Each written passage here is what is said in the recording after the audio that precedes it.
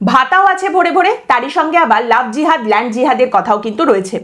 বিজেপির সংকল্পপত্রের প্রশংসা বা নিন্দা কোনোটাই আমি করতে বসিনি। আমি যে কথাটা আজ বলতে চাইছি সেটা হচ্ছে বিজেপির এই সংকল্পপত্র বা ইস্তেহারে এমন কিছু প্রতিশ্রুতির কথা আছে যেগুলো বাস্তবায়িত করলে পশ্চিমবঙ্গের উন্নতি হবে। আবার এমন কিছু প্রতিশ্রুতির কথাও রয়েছে যেগুলো সামনে আসলে কিন্তু পশ্চিমবঙ্গে স্বামী স্ত্রী নারী পুরুষের মধ্যে একটা দাবানল শুরু হয়ে যেতে পারে। এমন একটা দাবানল যার সামনে হয়তো মন্ডল কমিশন নিয়ে যেগুলো আমরা পড়েছি, যে ধরনের ঘটনা সেই সময় ঘটেছিল, সেগুলোকেও ছোট লাগবে। বাই দ্য ওয়ে, সেই মন্ডল কমিশনের কথা আমি বলছি, যে মন্ডল কমিশনের রায় বা সিদ্ধান্ত তুলে দেওয়ার জন্য কিন্তু সব থেকে বেশি আওয়াজ উঠে আসে বিজেপি শাসিত রাজ্যগুলো থেকে। যাই হোক, আপনারা জানেন বিজেপির এই সংকল্পপত্র প্রকাশ করেছেন স্বয়ং স্বরাষ্ট্রমন্ত্রী অমিত শাহ, এবং সেখানে অনেক প্রতিশ্রুতির কথা সামনে রাখা হয়েছে। তাই কোনটা দিয়ে শুরু করব সেখানে একটা কনফিউশনের জায়গা আছে। তাই আমি আর আপনি যাতে সেম পেজে থাকি, এই যে সংকল্প বা বিজেপির প্রতিশ্রুতি, সেগুলোকে আমি চারটে ভাগে আপনাদের সামনে রাখছি। প্রথম ভাগ প্রশংসনীয়, দ্বিতীয় ভাগ বিতর্কিত, তৃতীয় ভাগ উন্মাদনার কাছাকাছি এবং চতুর্থ ভাগ বলতে হয় তাই বলা হয়েছে। এবার দেখুন, একটা কথা প্রথমেই পরিষ্কার, সংকল্পপত্র বা ইস্তেহারে একটা রাজনৈতিক দল যা যা প্রতিশ্রুতি দেয় সেগুলো সব কটা একেবারে অক্ষরে অক্ষরে রাখতেই হবে এমনটা একেবারেই নয়, এমনটা হয়ও না, একদম প্র্যাকটিক্যাল কথা। কিন্তু মূল যে প্রতিশ্রুতিগুলোর কথা থাকে সেগুলো অবশ্যই সেই রাজনৈতিক দলকে ক্ষমতা এলে রাখতে হয়, বিশেষ করে যেখানে টাকা পয়সা দেবার প্রতিশ্রুতি করা হচ্ছে যে আমরা ক্ষমতায় এলে আপনাদের এই টাকা পয়সা দেওয়া হবে। এই জায়গাটা কিন্তু অবশ্যই করে প্রতিশ্রুতি রাখতে হয়। দ্বিতীয় কথা হচ্ছে, দেখুন, কেন্দ্র আর রাজ্যে একই সরকার যদি থাকে, মানে যেটাকে এখন বলা হয় ডাবল ইঞ্জিন সরকার, ডাবল ইঞ্জিন ট্রিপল ইঞ্জিন যাই বলুন না কেন, কেন্দ্র বা রাজ্যে সেম সরকার থাকলেই যে রাজ্যের সমস্ত সমস্যা দূর করে দেবে কেন্দ্রীয় সরকার এবং একেবারে হাঁড়ি হাঁড়ি টাকা পয়সা রাজ্যকে পাঠিয়ে দেবে দিয়ে সব সমস্যার সমাধান হয়ে যাবে, এমনটা কিন্তু হয় না। একটা রাজ্যের যদি টাকার প্রয়োজন হয় তাহলে লোন চাইতে হয়, কেন্দ্রীয় সরকার টাকা দিতে পারে, সেটা লোন হতে পারে এবং সেই লোনের সুদ দিতে হয়, কম হলেও সুদ দিতে হয়, বা কেন্দ্র যে টাকাটা দিয়েছে তার বিনিময়ে রাজ্যে কাজটা কি হলো সেই কাজটা দেখাতে হয়। এমনি এমনি জাস্ট একই সরকার আছে বলে কেন্দ্র ঢেলে ঢেলে টাকা পয়সা দিয়ে দেবে এবং সব সমস্যা টাকার মাধ্যমে সমাধান হয়ে যাবে, এমনটা কিন্তু হয় না। সেরকমটা হলে তো এতদিনে কেন্দ্রীয় সরকারে, মানে আমাদের দেশের সরকারের হাঁড়ি ঢাল হয়ে যেত, তাই না? তো বিষয়টা এরকম নয়। এবারে আসি সংকল্পপত্রের কথায়। আপনারা জানেন অমিত শাহ এটা প্রকাশ করেছেন, কিন্তু এটার মাথায় যিনি ছিলেন, মানে যার তত্ত্বাবধানে এই সংকল্পপত্র পশ্চিমবঙ্গের জন্য তৈরি হয়েছে, তিনি হচ্ছেন তৃণমূল থেকে বিজেপিতে আসা তাপস রায়। তাপস রায় এই কমিটির মাথার উপরে ছিলেন এবং এই কমিটির মধ্যে ইকোনমিক্সের সঙ্গে যুক্ত কেউ যদি থেকে থাকেন তিনি হচ্ছেন একমাত্র প্রাক্তন বিধায়ক অশোক লাহিড়ী। তো এখানে অর্থনীতির প্রতি ভালোবাসা যে সীমিত সেটা কিন্তু প্রথম থেকেই বিষয়টা সেভাবেই সামনে উঠে এসেছে। যাই হোক, তাপস রায় বলছেন যে দেখুন, এসিতে ঠান্ডা ঘরে বসে বসে জাস্ট একটা ইস্তেহার তৈরি করে দেওয়া হয়েছে, একটা সংকল্পপত্র তৈরি করে দেওয়া হয়েছে, এটা কিন্তু সেরকম সংকল্পপত্র নয়। হাজার হাজার মানুষের পরামর্শ নেওয়া হয়েছে, তাদের কিন্তু এই বিষয়টার মধ্যে একটা অংশগ্রহণ রয়েছে। হাজারের বেশি পরামর্শ বাক্স আমরা রেখেছিলাম, সেখানে ধনী গরিব বিভিন্ন পেশার সঙ্গে যুক্ত মানুষজন, শিক্ষক চিকিৎসক রিক্সা চালক সকলে কিন্তু তাদের মতামত দিয়েছেন এবং সেই সমস্ত কিছুর উপরে ভিত্তি করে বিজেপির এই সংকল্পপত্র তৈরি করা হয়েছে। এটা আসলে ভরসাপত্র। প্রথমেই আসি প্রশংসনীয় যে প্রতিশ্রুতিগুলো রয়েছে সেগুলোর কথায়। দেখুন, আপনি কট্টর বিজেপি বিরোধী হলেও এটা আপনাকে স্বীকার করতে হবে যে এই প্রতিশ্রুতিগুলো যদি সত্যি বিজেপির সরকার গঠন হয় এবং তারা যদি রাখে তাহলে পশ্চিমবঙ্গের উন্নতি হবে। এর মধ্যে কি কি রয়েছে বলা হচ্ছে, পশ্চিমবঙ্গে 4টে উপনগরী নতুন করে তৈরি করা হবে জায়গা বেছে, হলদিয়া বন্দরের বিকাশের জন্য আলাদা করে ব্যবস্থা নেওয়া হবে, তাজপুর কুলপিতে ডিপ সি পোর্টের ব্যবস্থা করা হবে। তারই সঙ্গে বলা হচ্ছে যে সরকারি কর্মচারী যারা রয়েছেন বা যারা পেনশনভোগী রয়েছেন তারা ডিএ পেয়ে যাবেন, বকেয়া ডিএ তাদের মিটিয়ে দেওয়া হবে। 45 দিনের মধ্যে 7ম বেতন কমিশন চালু করা হবে, এ কথাও সামনে রাখা হয়েছে। তারই সঙ্গে বলা হচ্ছে যে সন্দেশখালীর মতো ঘটনা যাতে এরপর আর কখনো না ঘটে সেগুলো আটকানোর জন্য অবসরপ্রাপ্ত বিচারপতিদের দিয়ে কিন্তু কমিটি গঠন করে তদন্তের ব্যবস্থা করা হবে। একই সঙ্গে রাজনৈতিক হিংসার যে ঘটনাগুলো ঘটেছে এতদিন সেগুলোর তদন্তের ক্ষেত্রেও সুপ্রিম কোর্টের অবসরপ্রাপ্ত বিচারপতিদের নিয়ে এসে তাদের নেতৃত্বে কমিটি তৈরি করে সেখানেও কিন্তু তদন্তের ব্যবস্থা করার কথা বলা হচ্ছে। চা এবং পাট শিল্পের উপর আলাদা করে নজর দেওয়া হবে, এগুলোকে আরো বাড়ানো হবে সে কথা বলা হচ্ছে। এর সঙ্গে পশ্চিমবঙ্গকে ব্লু ইকোনমির প্রধান রপ্তানি ক্ষেত্র হিসেবে তৈরি করা হবে সেই প্রতিশ্রুতি দেওয়া হচ্ছে। বলা হচ্ছে যা যা জমির সমস্যা যেখানে যেখানে আটকে রয়েছে স্বরাষ্ট্র মন্ত্রক সেই সমস্ত সমস্যা 45 দিনের মধ্যে সমাধান করে জমিগুলো ছেড়ে দেবে। এর সঙ্গে পশ্চিমবঙ্গে ইউনিফর্ম সিভিল কোড, পশ্চিমবঙ্গের সমস্ত নাগরিকের জন্য সমান আইন, সব একরকম নিয়ম, সেটা চালু করার কথা বলা হচ্ছে। তারই সঙ্গে বলা হচ্ছে সীমান্ত এলাকায় সুরক্ষা ব্যবস্থা আরো জোরদার করা হবে। গরু পাচার সেই সীমানা দিয়ে যাতে একেবারেই না হতে পারে, অনুপ্রবেশকারীদের যাতে আটকানো যায় সেদিকে আলাদা করে নজর দেওয়া হবে। এর সঙ্গে অত্যন্ত গুরুত্বপূর্ণ একটি কথা যেটা বলা হচ্ছে উত্তরবঙ্গের উন্নয়ন। উত্তরবঙ্গের যে বঞ্চনা এতদিন সামনে এসেছে, যে অভিযোগ বারবার উঠে এসেছে, সেটাকে অ্যাড্রেস করা হয়েছে। এবং অমিত শাহ আজ সংকল্পপত্র যখন প্রকাশ করছেন তিনি বলছেন যে এই বিষয়টার উপর বিজেপির সরকার পশ্চিমবঙ্গে গঠন হলে আলাদা করে নজর দেওয়া হবে। উত্তরবঙ্গে আইআইটি, এইমস তৈরি করা হবে এবং তারই সঙ্গে জেলায় জেলায় ফ্যাশন ডিজাইনিং ইনস্টিটিউট তৈরি করার কথাও কিন্তু এই প্রতিশ্রুতিপত্রে বলা হচ্ছে। এইবার আসি বিতর্কিত। কি কি বিতর্কিত? প্রথম হচ্ছে মহিলাদের মাসে ৩,০০০ টাকা করে ভাতা দেওয়া হবে, বেকারদের মাসে ৩,০০০ টাকা করে ভাতা দেওয়া হবে, মহিলারা সরকারি বাসে ১০০% বিনামূল্যে নিখরচায় যাতায়াত করতে পারবেন, অর্থাৎ মহিলারা সরকারি বাসে যাতায়াত করবেন, তাদের টিকিট কাটতে হবে না, 100% বিনামূল্যে তারা যাতায়াত করবেন। তারই সঙ্গে বলা হচ্ছে প্রবীণ এবং বিধবাদের জন্য সহায়তা দ্বিগুণ করা হবে। এবার এখানে বিতর্কের জায়গাটা কোথায়? একদম সহজ দিয়ে শুরু করি। এই যে বাসে মহিলারা যাতায়াত করবেন, তাদের টিকিট কাটতে হবে না, ১০০% নিখরচায় তারা যাতায়াত করবেন সরকারি বাসে, এই কথা যখন দিল্লিতে আম আদমি পার্টি বলেছিল তখন বিজেপির তরফ থেকে বলা হয়েছিল এই আম আদমি পার্টি ব্যাটা হচ্ছে ১ নম্বরের চোর, এরা ১ নম্বরের ফ্রড, এরা দিল্লিটাকে দেউলিয়া করে দিতে চাইছে, সেই কারণে এরকম বাজে বাজে স্কিম নিয়ে আসছে। এখন সেই এক স্কিম, জাস্ট সেম জিনিসটা পশ্চিমবঙ্গে করতে বিজেপির খুবই ভালো লাগছে এবং বিজেপির মনে হচ্ছে যে এটা খুব ভালো একটা আইডিয়া হয়েছে, খুব ভালো একটা স্কিম তারা ইন্ট্রোডিউস করছে পশ্চিমবঙ্গে, এটা বেশ ভালো প্রকল্প। বেশ, এরপরে আসি মহিলাদের ভাতা এবং বেকার ভাতার কথায়। দেখুন, পশ্চিমবঙ্গে বিজেপির সমর্থক যারা, তারা বহু দিন ধরে চিৎকার করে এই কথা বলে গেছেন যে ভাতা এই যে মহিলাদের দেওয়া হচ্ছে এর মাধ্যমে মহিলারা নিজেদের ভোট বিক্রি করে দিচ্ছেন, ভাতা দিয়ে মহিলাদের, মা বোনেদের ভোট কিনে নিচ্ছে তৃণমূল কংগ্রেস, ভাতা দিয়ে সমাজটাকে নষ্ট করে দিচ্ছে।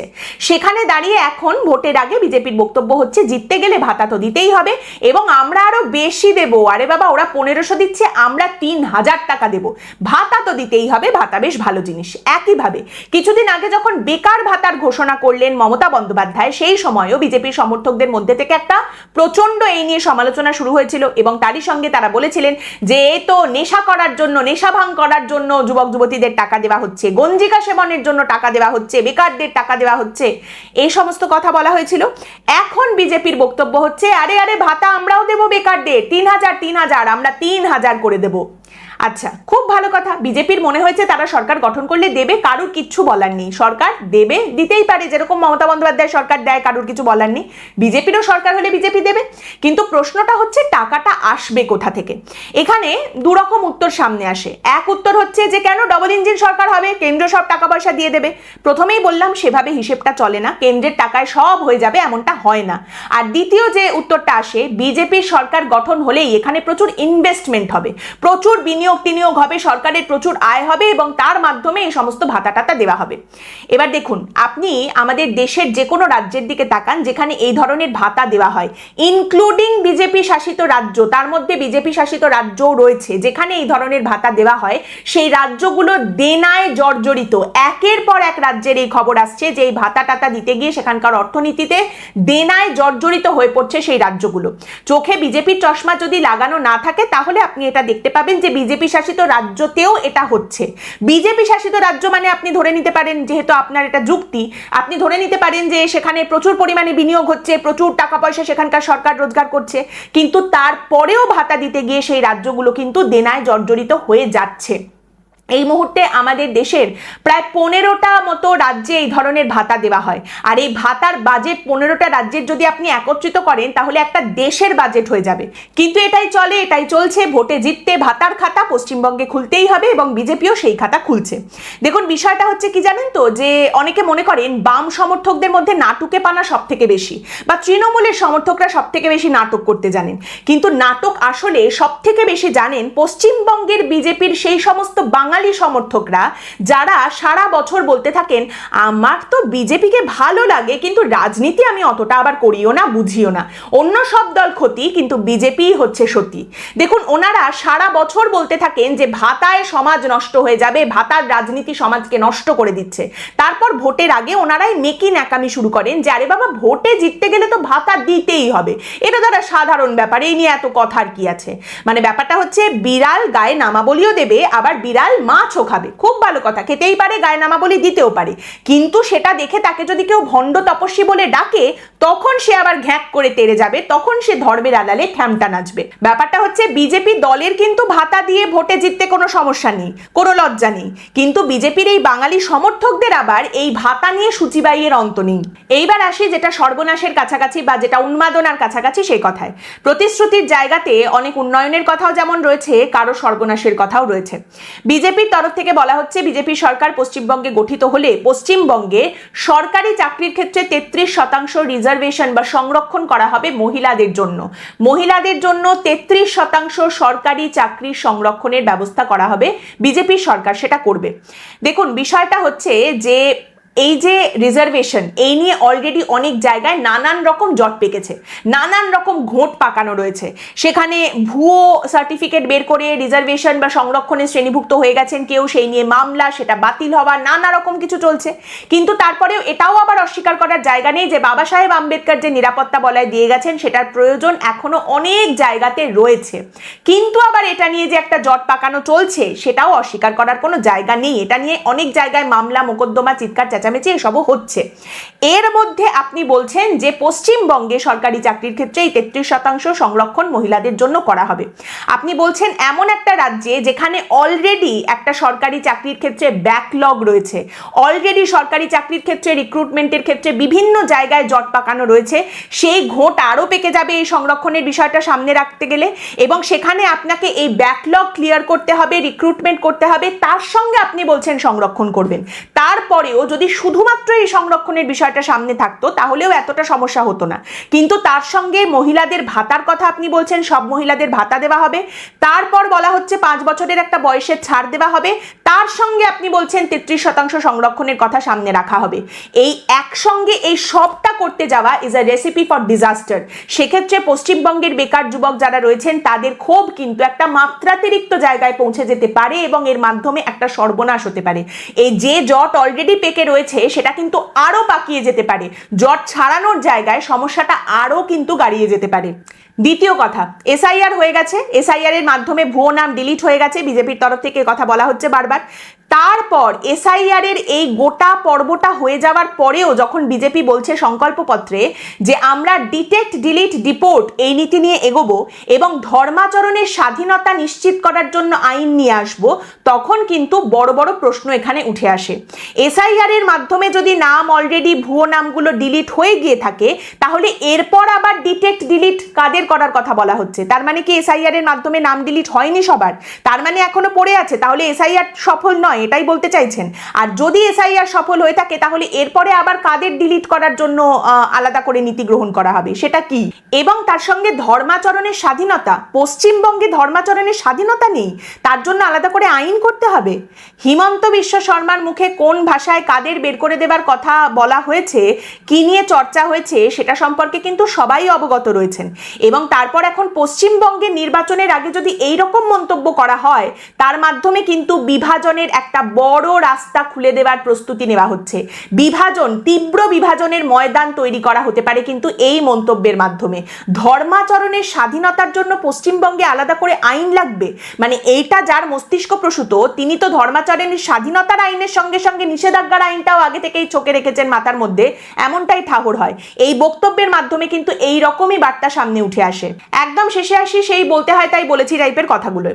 প্রথমত সেখানে প্রতিশ্রুতিতে বলা হচ্ছে চৈতন্য মহাপ্রভু আধ্যাত্মিক সার্কিটের উন্নয়ন করা হবে, রবীন্দ্রনাথ ঠাকুরের নামে একটা আলাদা করে নতুন কালচারাল সেন্টার বা সাংস্কৃতিক কেন্দ্র তৈরি করা হবে, থিয়েটারের উন্নতির জন্য একদম সুন্দর করে ইনস্টিটিউট তৈরি করা হবে এবং তারই সঙ্গে থিয়েটারের জন্য বার্ষিক অনুদান বাড়িয়ে 1 লক্ষ টাকা করা হবে। এই ধরনের প্রতিশ্রুতির কথা যখনই কেউ সামনে রাখেন তখনই আমার মনে হয় এর থেকে হাস্যকর কিছু হতে পারে না, কারণ এগুলো একটাও ঠিক করে বাস্তবায়িত হবে না। বলতে হয় তাই বলার মতো একটা করে কথা, এগুলো কোনোটাই নতুন করে ঠিক করে করা হয় না, কোনোটার এক্সিকিউশন ভালোভাবে আলটিমেটলি দেখতে পাওয়া যায় না। যেগুলো আছে সেগুলোরই মেনটেনেন্স ঠিক মতো নেই, তারপরে আবার নতুন জিনিসপত্র সেগুলোকে একদম পারফেক্টলি এক্সিকিউট করে সেগুলোর আবার সুন্দর করে মেনটেনেন্সের কথা তো আপনি ভুলেই যান। আপনি ইন্ডিয়ান মিউজিয়ামে চলে যান, ইন্ডিয়ান মিউজিয়ামে আপনি গেছেন এবং প্রত্যেকটা ঘর সেখানে খোলা, প্রত্যেকটা ঘরে যা যা থাকার সেই সমস্ত কিছু সব একদম ঠিকঠাক রয়েছে এবং আপনি প্রতিটা ঘর একদম ঘুরে দেখতে পেরেছেন সব ভালোভাবে, এটা অত্যন্ত রেয়ার বস্তু। আপনি গেলে হয়তো কোনো কোনো দিন দেখবেন এক একটা ঘর বন্ধ, কোথাও মেনটেনেন্সের কাজ চলছে, কোথাও এই জিনিসটায় এখন দেখানো যাবে না, এই ঘরটা এখন বন্ধই থাকবে, এরকম চলতে থাকে। কোনো কোনো ঘরের ভেতর আপনি ঢুকে গেলে মনে হবে আপনার সেখানে হরর ফিল্মের শুটিং চলছে। আমেরিকা বা এই ধরনের দেশগুলোতে যে মিউজিয়ামগুলো রয়েছে, কালচারাল সেন্টারগুলো রয়েছে, সেগুলো সরকারি অনুদানে চলে, তার সঙ্গে তাদের নিজেদের একটা অস্তিত্ব, নিজেদের একটা সত্ত্ব রয়েছে। সেখানকার আপনি যদি কিউরিও শপগুলোতেও ঢোকেন, দেখবেন আপনার মনে হবে যে এখানে বোধহয় চৈত্র সেলের কারাকারি পড়ে গেছে। একের পর এক এক্সিবিশন হচ্ছে এবং একের পর সেই এক্সিবিশন নিয়ে নানা রকম চর্চা, কত কিছু, কত রকম মেনটেনেন্স চলছে। আপনি এখানে সেই জিনিসটা কোথাও দেখতেই পাবেন না। আপনি এখানে হয়তো আমাদের কলকাতার বুকে কোনো মিউজিয়ামে গিয়ে যদি জিজ্ঞেস করেন, ইন্ডিয়ান মিউজিয়ামে গিয়ে, দাদা এই ডাইনোসরটার নাম কি, নিচে তো বোর্ডটাই নেই, বোর্ডটা উধাও কোথায় হয়ে গেল, আপনি হয়তো এরকমও উত্তর শুনতে পেতে পারেন যে আরে আমি তো এটার ভালোবেসে নাম রেখেছি হাড়ু, আপনিও সেই নামেই চালিয়ে দিন না। কিংবা আচ্ছা, রবীন্দ্রনাথ ঠাকুরের এই যে একটা ছবি, আঁকা ছবি, এটা এখানে রেখেছেন, এটা সামনে এরকম চোখ ধাঁধানো ভ্যাটফ্যাটে সাদা একখানা লাইট দিয়ে